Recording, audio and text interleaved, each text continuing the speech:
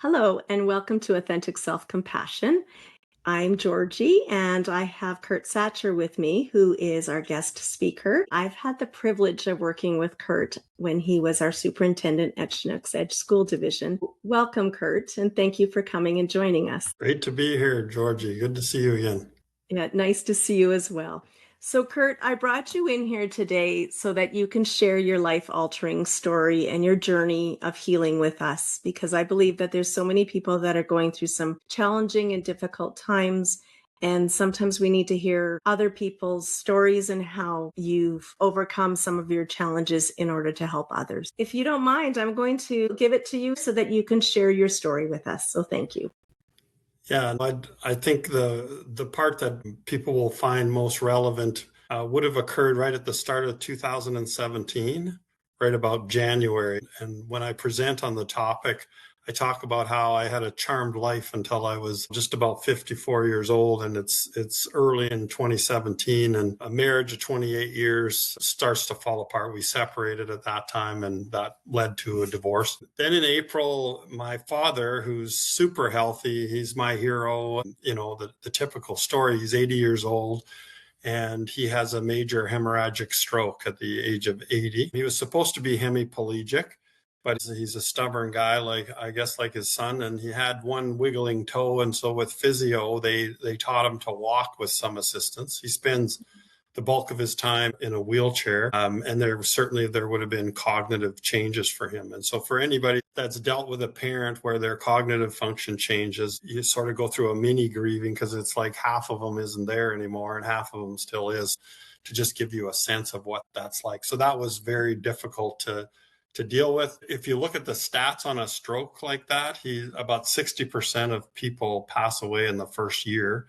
Oh, And wow. that's not just 80-year-old people that have that stroke. Somebody my age in their early 60s could have a stroke like that. And again, 60% chance you're not going to make it through the first year. So he is 9.5 years into it now. So that's the good Oh, news story, and has been quite stable, quite joyful, and he's doing as well as you could expect for his circumstance. So that was April of the same year. And then in June, I dealt with the situation with my son that was extremely difficult, dealing with panic attacks.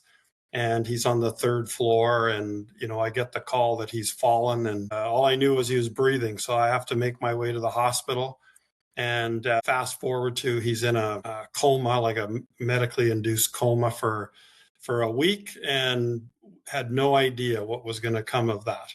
So that story was really hard to deal with. But he ends up with a spinal cord injury, a brain injury, and the spinal cord injury such that he wouldn't walk again. So he's going to be in a wheelchair for the rest of his life. We had to deal with all of that. And then he was over 4 months in rehab at the Foothills Hospital. And that was really difficult. All kinds of brain-based rehab, physical rehab, you name it. He had 8 different surgeries through that whole experience. He goes and works extremely hard. He was in his third year of medical school when he fell, and he makes it all the way back to the program and builds a wheelchair program for resident doctors in the South Hospital, I think it's called, in Calgary, the new one. And he's back in the program. So there was quite a delay for that to happen. He lived with his mother for quite a while. I can't remember exactly how long. But then he was living independently. So I helped him get a car, and he picked the car because it was so easy to sling the wheelchair in the back, and he'd come and meet us for supper, and he's doing well. He's back at school. So that was 2017. So his first 6 months. So every few months, something was happening.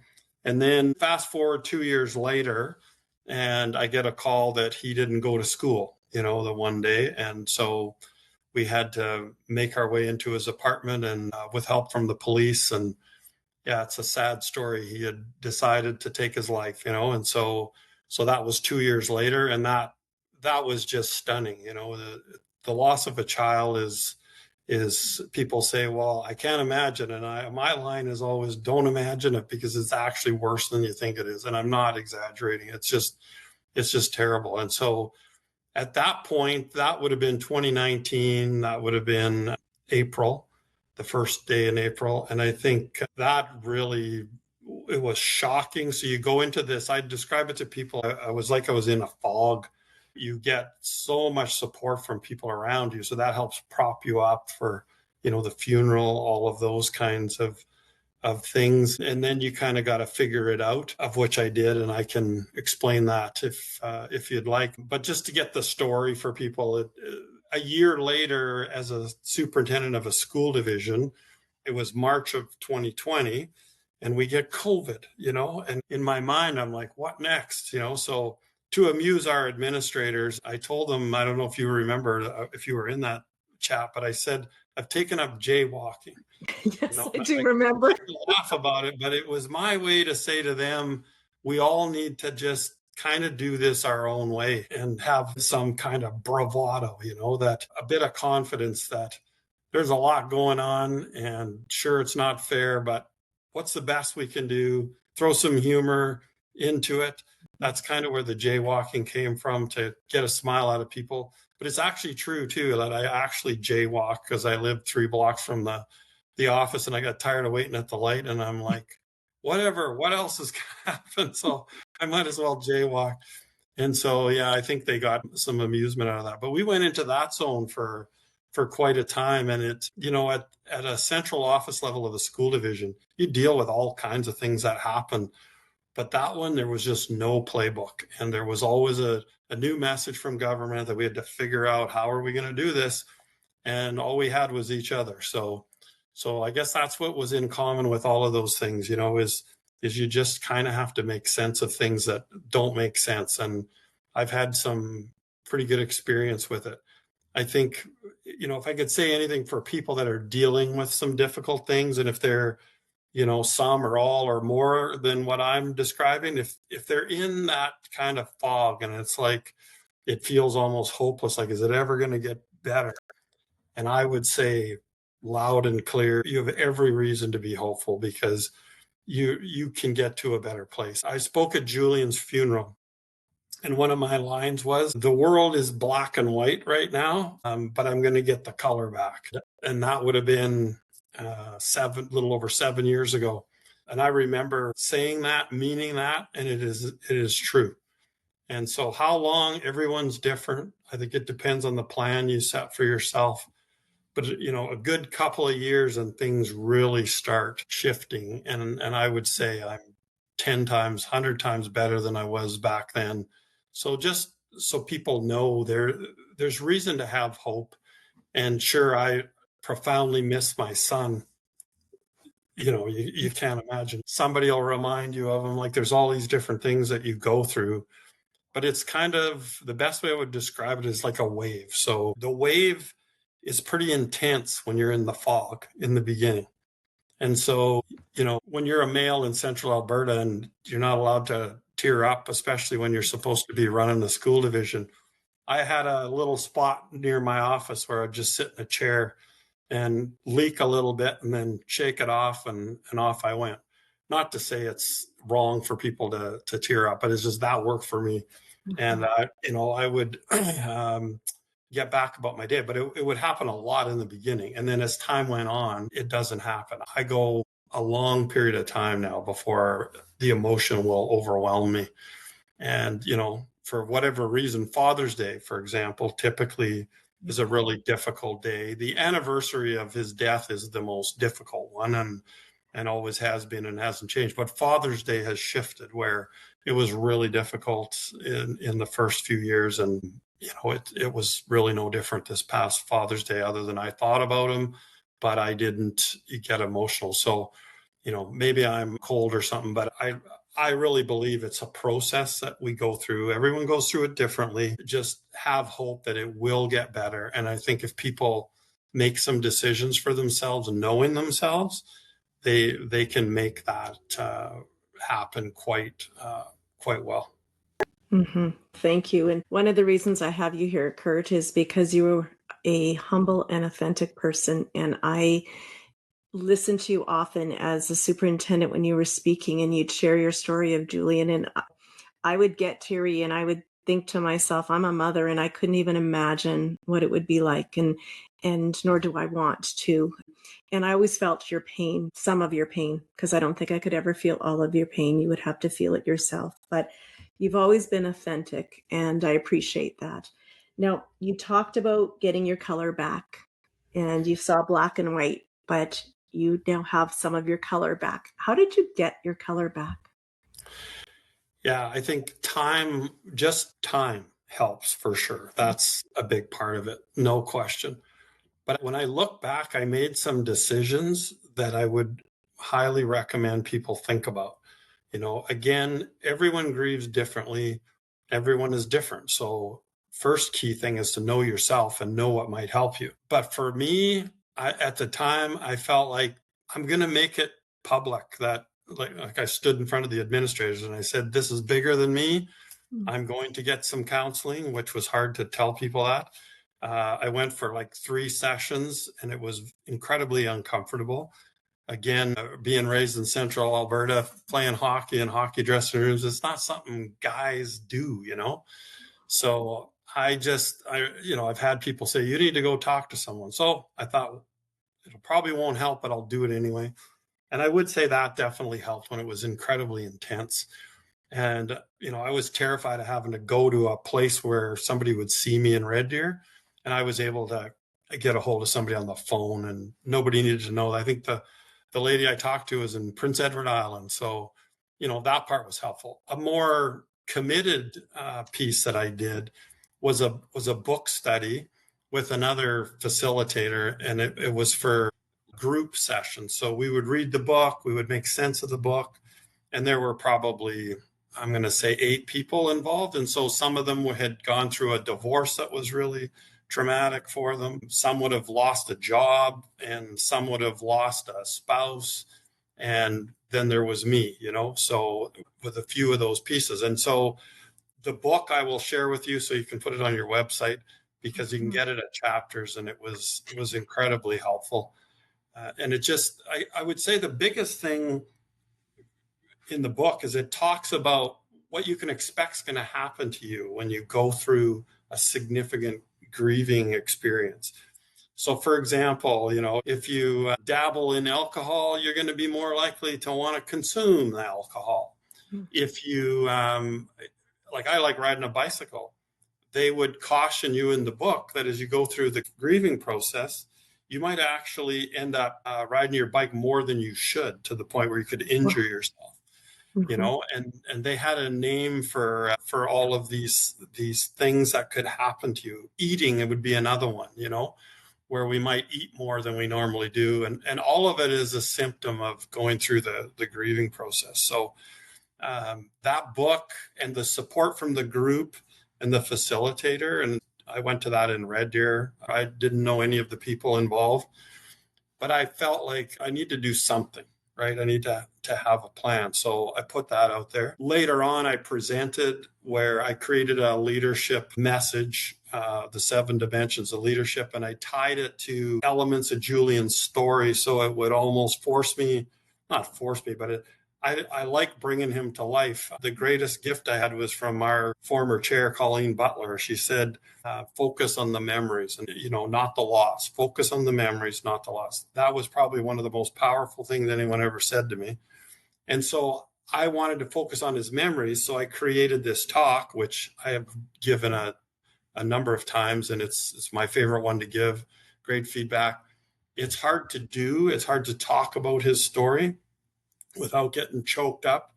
And I pull it off most of the time. Every once in a while, my voice cracks, but it allows me to process it, because when I look back at that story, it is almost unbelievable to me that all those things happened in that 2-year period, and so I think committing to talking about it, I'm open about it to anyone who wants to ask me. I thought that was a smart thing to do. My bicycle is my therapist, so I really committed to riding my bicycle every chance I can. So I think that really helped in a lot of ways. Thank you for sharing that. Those are some strategies that I know that could be helpful to other people for sure.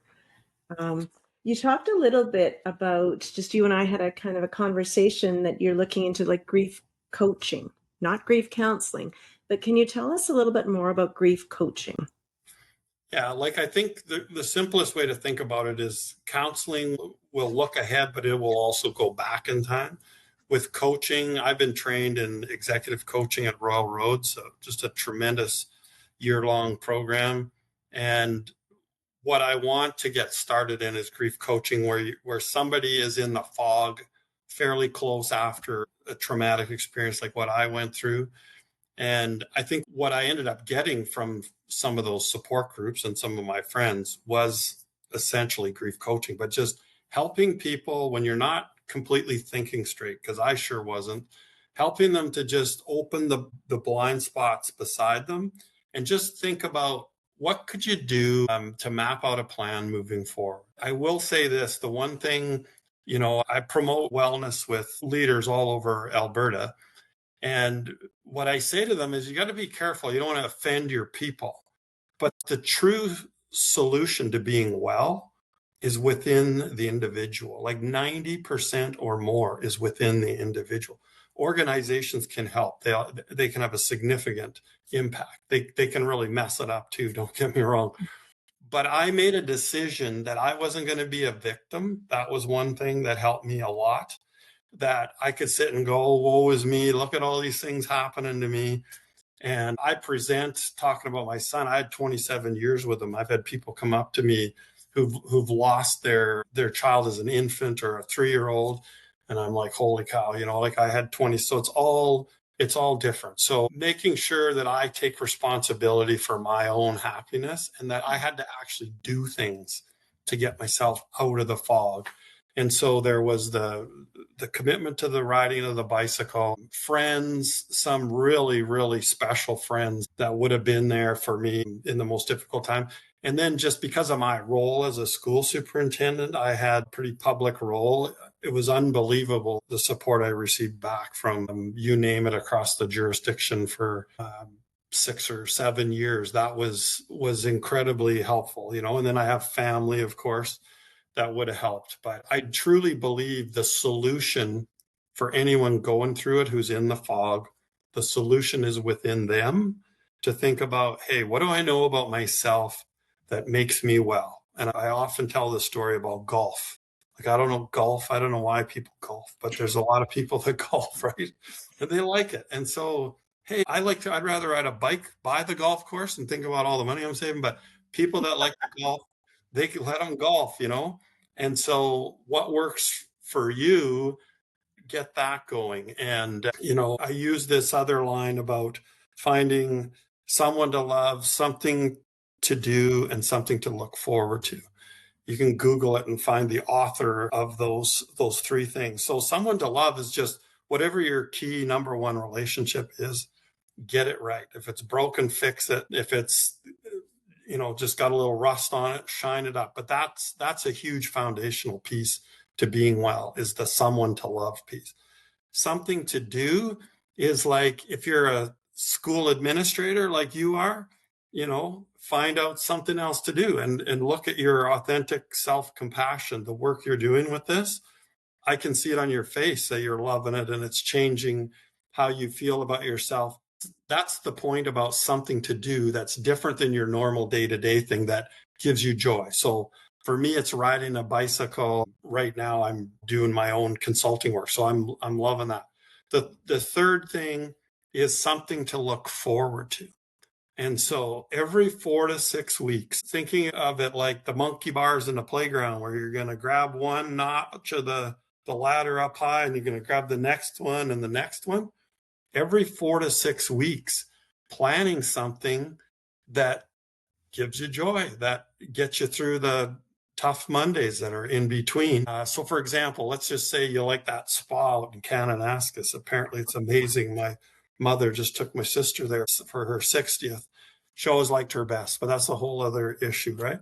So, but she loves that. So if you have, okay, can't afford that, well, it might be going to the movie with someone you love. It doesn't have to be big, but every 4 to 6 weeks, what's pulling you through the day-to-day stuff. And I really believe in those 3 components, that would be another part of trying to get back. I will say one other thing is in how I interpreted, Julian's decision to take his life. And as a parent, it would have been so easy to go into self-blame and, I should have done this, I should have done that. And there's lots of pieces there where I'm guilty. The way I framed it for myself was he would not have wanted me to do that. And I absolutely know that. And I stuck to that. I made decisions to not go to those places. Whenever they would creep into my mind, it's like, I'm not going there. This is where I am now. This is something that cannot be changed. I have no ability to change it as much as I would love to. And so beating myself up for the errors that may or may not have contributed to it, not going to help. And what's helped me is just really remembering that I know darn well if he was here, there's not a chance he would have wanted that. So I'm not saying you have to do it that way. I'm just saying that was me knowing me. And if I tricked myself, I don't know, but it worked. So it was part of the solution. So I keep coming back to take responsibility. What do I know about myself that's going to help me pull through this, and have faith that the fog will clear and you will get to a better place if you set your mind to it, and with the support you have around you that I'm sure will still be there even in the darkest days. Well, thank you so much. As I'm sitting here listening to you speak, and I have two sons myself, and you speak about the vulnerability and how it's difficult, more difficult for men. I think, like you said, you had your tears, but you had to do it your way. And it's too bad that we have to do that. And I encourage my sons to be authentic and have vulnerability and be that humble person, but it's not easy. And I have a husband that can attest to that too. So the vulnerability doesn't come as easy for men as it does for women. And I'm hoping that changes, because everybody has a voice that needs to be heard. So as you were talking, I know I've got her book here behind me. I don't know if you've heard, but Jessica Jansen, it's called Bring the Joy. Oh, And okay. as you were sharing this story with me about Julian, Jessica lost her little guy at 6 months, and they found out that he had spinal muscular atrophy, and that the outcome would be the outcome. And instead of, she said, grieving and whatnot, she just said, bring on the joy. And every day they had some moment of joy. Her and I've got to know each other quite well now. And it's so true. We could be stuck in maybe not even in something as devastating or tragic as your loss and Jessica's loss, but even in our own emotions or our jobs or our well-being or whatnot, and we can be stuck. But it's like you said, it's up to us individually. And sometimes we're not ready to find the joy, but when we do, we sure notice a difference. Yeah, I think, that's interesting. And I'm glad she was named after my daughter, by the way. My daughter's name is Jessica. That's And right. the truthfully, it's about the choices we make and the decisions we make as individuals, and really understanding what we have control over and what we have absolutely no control over. Some of those things that happened, sure, there might have been some influence I could have had on changing them, but I sure can't change them now, that they're done. And that whole focus on joy is a wonderful thing. One thing I would say to your listeners too is, a lot of times when people hear this story and it's so horrible, and I hope they never have some of my kids, and they go home, they hug their kids more, the chances of something like that happening are still pretty darn remote. But I do think the one thing I notice about people is how quick they are to get caught up in something that in the big scheme of things doesn't really matter, like the room's messy again, Kurt left his socks on the floor again. And I watch people get just fired up over stuff like that. And I got to tell you, that has been a struggle for me over the years, to want to go, oh my God, you guys, I can't believe you're freaking out about that. Is your kid alive? And I want to say that, but that would be rude, of course. But it's like, if there was a message there, it would be to really look for the reason to be grateful about your children, find the strength in them, and try not to make the little things bigger than they are, because I'm telling you, they're not that big. If you've got them there, they're alive and they're doing their best. Try to find the diamond in them and keep focused on that, and just watch yourself getting hung up on the day-to-day stuff that in the big scheme of things isn't really that big of a deal, if you ask me. Yes, that's great advice for sure. Kurt, you do speak also on the 7 dimensions of leadership. And I find that the leadership and your story go hand in hand, because basically leadership is being a good person. And some of the strategies you're talking about, we can't worry about the things we can't control. And I did go to your presentation and I really appreciated what you had to say, and hence why we're talking today. Tell me a little bit more about your Sacher Solutions, because I'm really interested in that. And I think that's something that's helpful as well for others. Yeah, when I retired, I was quite concerned when I had people say, oh, you'll find half-time work. It'll be within a blink of an eye. And I was like, I just hope I can get a quarter-time work, and really going through the consultant imposter syndrome that I can't imagine I'm going to get work. So I created like 4 different areas of places I went into. So one was supporting businesses that are connected to education that might benefit from my influence, connecting them with superintendents. I did a little bit of that. Working with post-secondary, I've done a lot of work with Olds College, leadership development, some executive coaching, and I've loved working with them, and I look forward to working with them again in the fall. One of the bigger parts of my work has been executive coaching. So I have had, I think, 12 superintendents this year that I coach one-on-one throughout the year. Half of them are probably first year, but the other half would be anywhere from the 3rd year to the 10th year. And so that has been really rewarding. And you can see the difference. You can see the influence you can have to help people. But I learned so much from them. These are amazing people, like just amazing leaders. And the other thing that's been cool is just getting such a picture of the province. People up north, from Grand Prairie to Medicine Hat, Rocky View, like I've worked with all of those areas. So I've also worked with boards as well. And so strategic planning with boards, evaluation of the board and the superintendent, did a lot of that. And I love doing that. And then lots of speaking. I have ran 2 cohorts with Ray Hoppins. He and I joined forces for about a quarter of the work I do, it seems. And so that work is spun off on others. Like we did a presentation on dealing with difficult situations, like how to pierce the bubble for 67 superintendents, division office people. We did that, and we got 7 different invitations across Alberta to go and speak. And some of those speaking engagements, they want us to keep coming back every few weeks to help with leadership development. So without boring you to death, it's just been exploding. And I've worked probably I tell people it's about 85 or 90% of an FTE this year. So I do need to dial it back. I was warned. I remember one administrator just getting right in my face. You need to be careful. Don't do too much. I'm like, I just want to survive. I want to get a quarter time. And so, yeah, it's been good.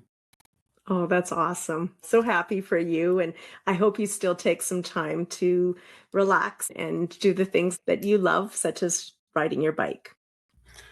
Yeah, I have a grandchild on the way in August, so I've already booked 2 trips to California. My daughter's a scientist at Stanford, and she's due in August, so I'll go see her in September and in December. And in January, I think I got a trip planned to Panama, so the work's going to have to go around the holidays. So yeah, it's really been great so far. Oh, that's awesome. Well, thank you, Kurt, so much. I'm going to just press the record button here, but I do appreciate you coming in here and speaking to us. And I certainly will have this out on my website and just share your knowledge and your wisdom and your story with others so that we can just bring more awareness to challenges and strategies to help people. So thank you. Yeah, oh, that's awesome. It's been an honor to be here on your program. So good to see you again, Georgie. Yeah, nice to see you as well.